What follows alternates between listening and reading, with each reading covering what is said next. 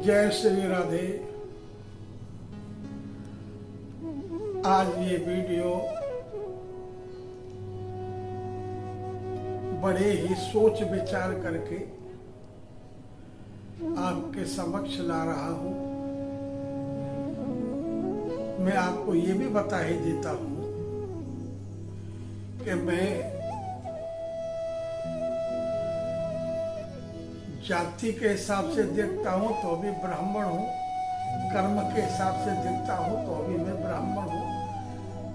गौड़ वंश में भारद्वाज मेरा गोत्र है,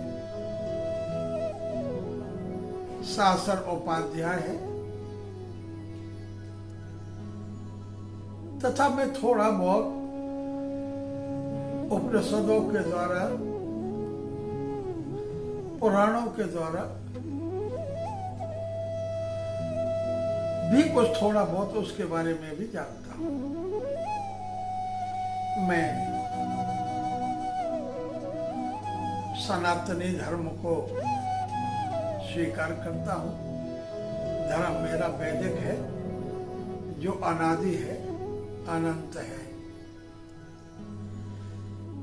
इसको मानने वाला हो करके मैं ये वीडियो इसलिए बना रहा हूं कि मुझे बहुत बड़ा दुख होता है। मैं जब देखता हूं कि कुछ लोग अगर माता का जागरण करते हैं या भजन संध्या कराते हैं या हमारे भागवतकार हैं जो भागवत की कथा प्रवचन करते हैं, मैं उनमें देखता हूं कि हम अपने इष्टों को, भगवानों को इस तरह से अपमानित करते हैं कि स्वयं ही भगवानों का स्वरूप को धारण कर लेते हैं। कोई शंकर बनता है, कोई कृष्ण बनता है, कोई पार्वती बनता है, कोई विष्णु बनता है, कोई हनुमान बनता है। क्योंकि आप जानते हो बनते हैं तो नहीं, और आप जानते हो बनते कौन है। क्योंकि बनने में तो बनावटी तो होती है, तो आप बनावटी भगवान बनते हो। क्या आपने कभी ये सोचा कि इस तरह के कृत्य करने से हमारे भगवानों का, हमारे इष्टों का, हमारे देवताओं का अपमान नहीं होता? क्या उनकी शक्ति का आप प्रदर्शित कर सकते हो? आप ये क्यों पाखंडपन करते हो? इससे मेरे सनातन धर्म का अपमान ही होता है, सम्मान नहीं होता। हमारे धर्म में ऐसा नहीं है कि आप स्वयं ही भगवान बन जाओ। क्या भगवान इस तरह से नृत्य करते हैं जिस तरह से आप लोग करते हैं? क्या इन बातों से भगवान का अपमान नहीं होता? क्या हमारे धर्म का अपमान नहीं होता? बड़ा दुख होता है। भागवत में भी वामन भगवान के अवतार की कथा में एक बच्चे को वामन बना करके और एक कमंडल दे करके भीख मांगने के लिए जनता में निकाल देते हैं। मेरे भगवान क्या भिखारी हैं, भीख मांगते हैं? लेकिन आप लोग धन के लालची, क्योंकि इन पाखंड पने में कुछ ना कुछ धन की प्राप्ति होती है, इससे ज्यादा और तो कुछ होता नहीं। लेकिन फिर भी आप लोग करते हो और बड़े खुश होते हो। पता नहीं ये कुलसित दूषित बुद्धि जरा भी विचार नहीं करती अपने शास्त्रों पर, अपने धर्म ग्रंथों पर। इस तरह से सनातन धर्म का आप अपमान करोगे, बड़ी विचित्र बात है। कहने में बड़ा दुख और कष्ट होता है। कोई कहे कि आप हमारे धर्म के विरुद्ध बोल रहे हो, नहीं, मैं धर्म के विरुद्ध नहीं बोल रहा हूं, बल्कि मैं धर्म को साथ लेकर के बोल रहा हूं। मेरा धर्म ये नहीं कहता, मेरा सनातन धर्म में ये नहीं है जो ये हम लोग पाखंडबाजी करते हैं। वैसे मैं एक छोटा सा कथावाचक भी हूं, मैं श्रीमद् भागवत की कथा भी करता हूं, लेकिन ये पाखंडपना मैं नहीं करता। ये जो नाटक होता है, सुदामा बन जाते हैं, भगवान बन जाते हैं, ये सब ये हमारे धर्म के विरुद्ध है। कृपया सबसे निवेदन है वो इस तरह का आचरण न करे जिससे हमारे धर्म का अपमान हो। और देखिए, आपको पता होगा सिख धर्म में वो अपने गुरु को ही भगवान मानते हैं, और गुरु भगवान ही होते हैं। गुरु गोविंद दोनों खड़े, काके लागू पाए बलिहारी, गुरु आपने गोविंद दिया। उनके ग्रंथ में गुरु ग्रंथ साहब कहलाते हैं, उन्हीं को उन्होंने अपने गुरु मान लिया है। ग्रंथ को ही सर्वस्व मान करके उसी की आराधना करते हैं, क्योंकि गुरु भगवान का स्वरूप होता है। एक राम रहीम नाम का कोई जो आज कल जेल में रहता है, लेकिन सरकार के कारण कभी बाहर भी निकल आता है, वह दुराचारी है, बलात्कारी है, हत्यारा है, सजा आता है। उसने एक बार गुरु नानक के गोविंद जी की ड्रेस पहनी थी उनके गुरु का, केवल इतना ही किया था। इस बात पर ही हमारे सिख धर्म के लोग बड़े नाराज हो गए कि तुमने हमारे गुरु का आभूषण, उनका वस्त्र, उनका वेश धारण किया है, इसलिए तुमने हमारे गुरु का अपमान किया है। और उसको जान से मारने के लिए तैयार हो गए थे कि आप हमारे गुरु का अपमान नहीं कर सकते हो, उनकी वेशभूषा नहीं बना सकते हो, क्योंकि गुरु गुरु ही होता है, आप कैसे बन सकते हो। लेकिन हमारे धर्म में आप भगवान बन जाते हो। नहाते नहीं, धोते नहीं, कोई बीड़ी पीता है, कोई गुटखा खाता है, कोई भांग पीता है, दारू पीते हैं, ऐसे आचरण करने वाला भगवान बन जाता है, वेशभूषा बन करके। ये नाटक और ये पाखंड करता है। क्या आप समझते नहीं हो क्या इससे हमारे धर्म का अपमान नहीं होता? सोचो और जरा थोड़ा सा विचार करो। ये मनुष्य की योनि, ये विचारवान है, ये विवेकशील है। बुद्धि सब योनियों में होती है, लेकिन विवेक सब योनियों में नहीं होता। और योनि भोग योनि कहलाई जाती है, मनुष्य योनि एक कर्म योनि होती है, विवेक की योनि होती है। उससे विवेक का उपयोग करना चाहिए। लेकिन आप पशु तुल्य बुद्धि का प्रयोग करते हो, आप मनुष्य रूपी मानवता का विवेक का प्रयोग कभी नहीं करते।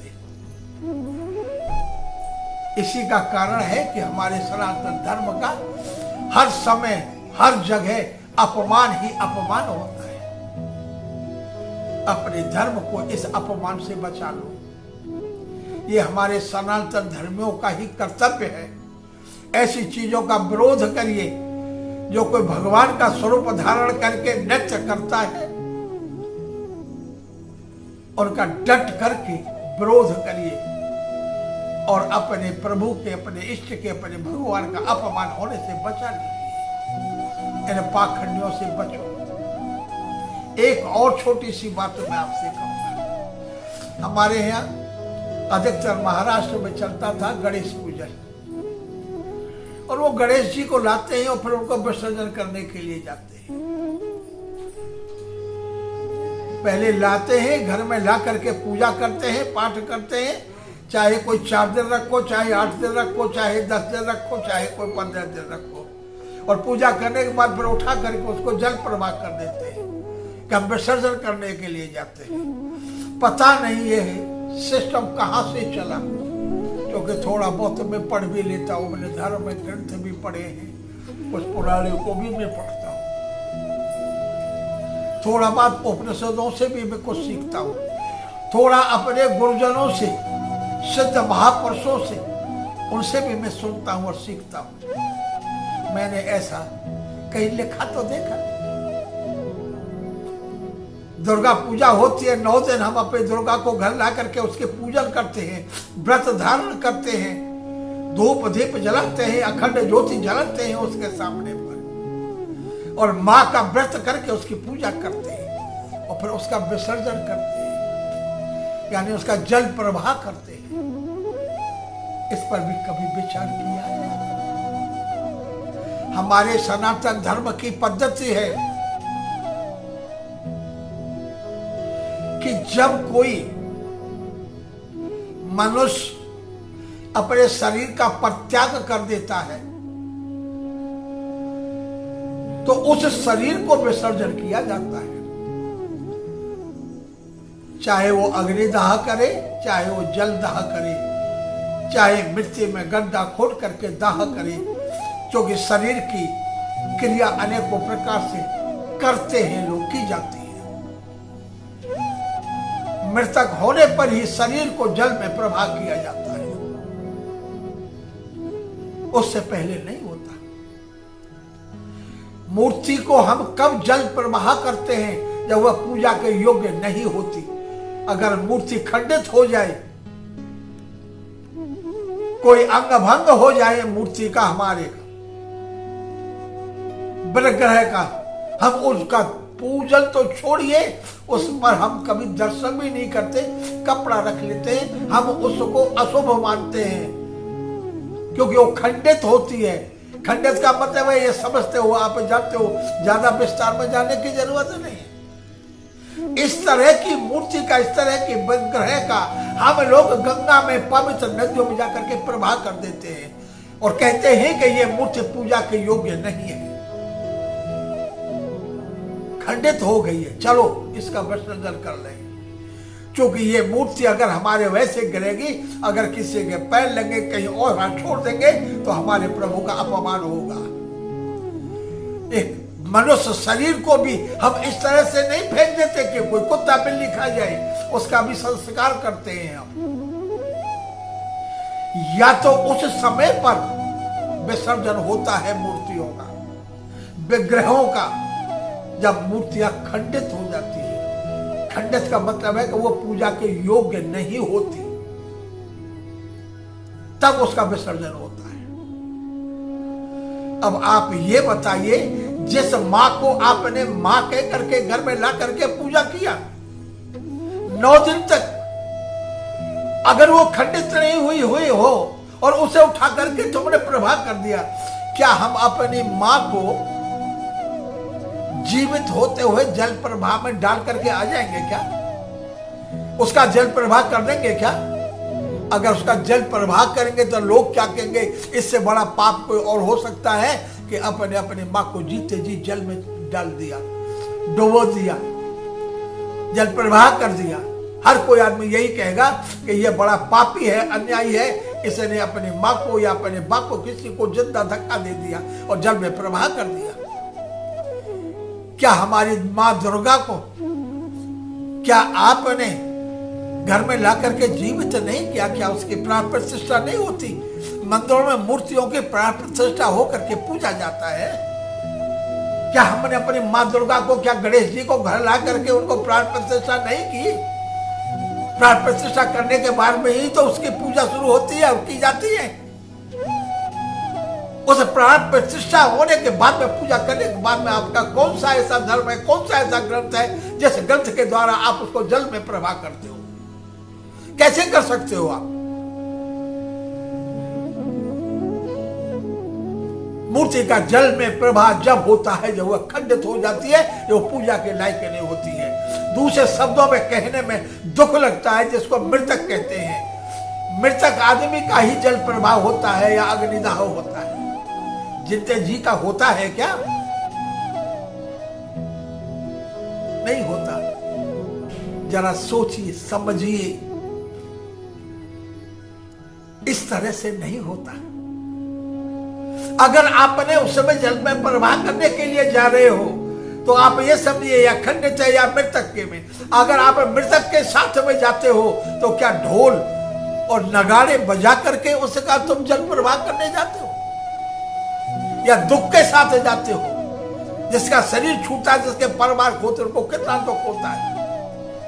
क्या उसमें आप डीजे बजाओगे? क्या उसमें आप ढोल बजाओगे? क्या उसमें आप गाना गाओगे? अगर ढोल गाना गाते हो तो इसका मतलब है कि तुम उसको चित्त प्रसन्नता के साथ में जाते हो। क्या इससे सनातन धर्म का अपमान नहीं है? अरे कुछ विचारो, कुछ सोचो। हाथ जोड़ करके मेरी सभी अपने सनातन धर्म के प्रेमियों को मैं प्रार्थना करता हूं और अपने इस बात को कहने की धृष्टता के ऊपर मैं आपसे क्षमा भी मांगता हूं। कृपा करके मेरे सनातन धर्म को बचा लीजिए, इन पाखंडों से बचिए। मूर्ति का विसर्जन जब होता है जब मूर्ति खंडित हो जाती है, जब मूर्ति पूजा के योग्य नहीं होती, उससे पहले मूर्ति का आप विसर्जन नहीं कर सकते।